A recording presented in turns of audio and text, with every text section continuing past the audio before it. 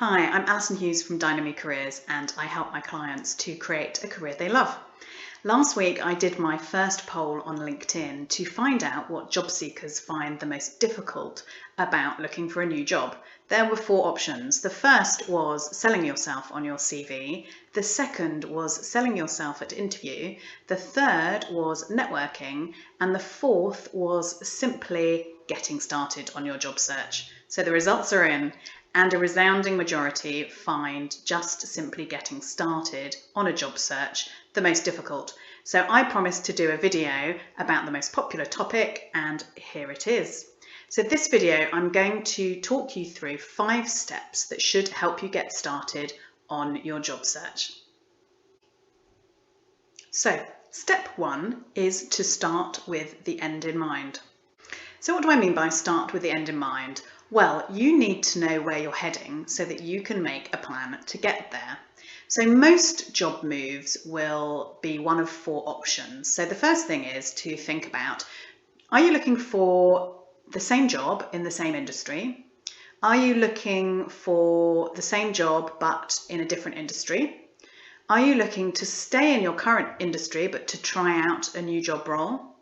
Or are you going to do a complete pivot and look for a different job in a different industry? Each of those 4 will have a different strategy around it. So if you're not sure of which of those 4 you are looking for, then it would be really useful to do a SWOT analysis and see which would be your preferred option. And if you have 2 options, then you will need to split your job search and prioritise your time spent in each of those areas whilst you explore those. So that's step 1. So step 2 is to be prepared. So be prepared. There are 2 things that you need to prepare in terms of your marketing collateral for your job search. The first is your CV, which must reflect your skills, your experience, your strengths, and it must be skimmable. I've created a video previously on how to create a winning CV, which you can find on the Dynamic Careers YouTube channel. The second thing that you need to prepare is your LinkedIn profile, and you need to look at this through 2 lenses, as there will be 2 groups of people who will be looking at it. The first set of people are recruiters. So recruiters will want to see, do you have the requisite skills, experience and strengths to fulfill the role that they're hiring for, and therefore if the answer to that is yes, they will get in touch. And also hiring managers. So no doubt hiring managers will be looking at your LinkedIn profile before they interview you. And if they haven't done that, then they will no doubt be looking at your LinkedIn profile after they interview you. So make sure that it reflects everything that you have put on your CV and everything that you might talk about in interview. Now for step 3. So step 3 is to schedule time for your job search. So a little note about scheduling time. There might be people that have got a lot of time on their hands at the moment, some people whose jobs have been made redundant or who are furloughed.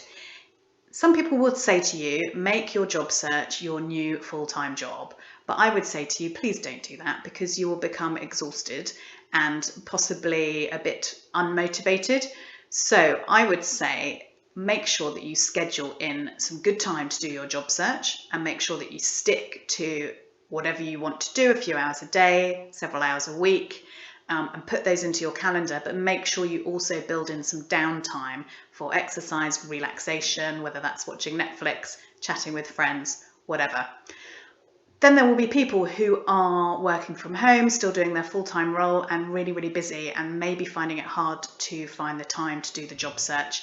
And the trick here really is scheduling. So put it in your calendar, make that boundaried time where all you're going to do is your job search. And if you're finding it really hard to find the time, have a Google for time audit tools. So these are tools that will help you look at what you're spending your time on and where you can create new kind of areas of time, space in your calendar that you can focus on your job search. And it might be that if you're really busy and you're homeschooling, then that might not be until late at night. But if you're very motivated to change roles, then that might be what you need to do. Step 4 is all about prioritising your routes to market. So there are 4 routes to market. Job boards and adverts are the first route. Recruiters and recruitment companies is the second route. Networking is the third route, and direct approaches is the fourth route. So job boards and advertising are where most people leap right in the job search, because actually you can feel that you've been really productive if you've applied for 10 jobs today, 10 jobs every day, and you've applied for 50 jobs at the end of the week. Problem with that is you might not hear back from any of those, and it's a bit of a scattergun approach. Dealing with recruiters, the key here is to build relationships with recruiters. So if you've applied for a job through a recruiter, give them a call, talk them through your CV, tell them why you think you're the best candidate for the role. It makes it easy for them to do their job, to sell you to their client in that way. And if you build great relationships with recruiters, these are people who will look after you throughout the rest of your career, hopefully. Networking there is about reaching out to your network, not asking people if there's a job vacancy or can you give me a job, but more thinking about, I'm just reaching out to you because I'm exploring the market at the moment and I'd love to have 10 minutes of your time just to get your views on what's going on and find out a little bit more about the company that you work for. That's networking. And the fourth is the direct approach. So I often say to my clients, come up with 5 companies that you would love to work for, the brands that you really admire, what they stand for, and then do some research, find out who might hire somebody like you within that company and make a direct approach. Send them an email. Again, you're not saying, do you have a job? But you're saying, I really admire your company. I really admire your brand. I'd love to find out if there'd be the opportunity to work with you one day. And do you have 10 minutes for me to just pick your brains and find out a little bit more about the organisation?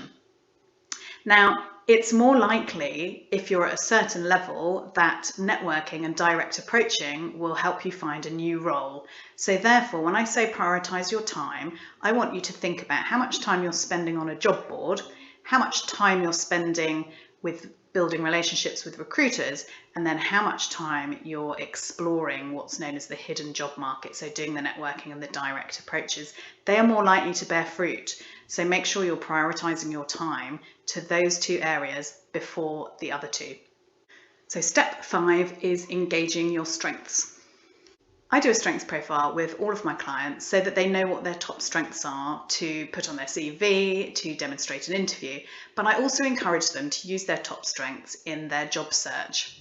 To give you a couple of examples, if you are great at building rapport and building relationships and you have all those great people skills, you're a good communicator, use those to really create relationships with recruiters, with the direct approaches, with the networking. Use those people skills to fire up your job search.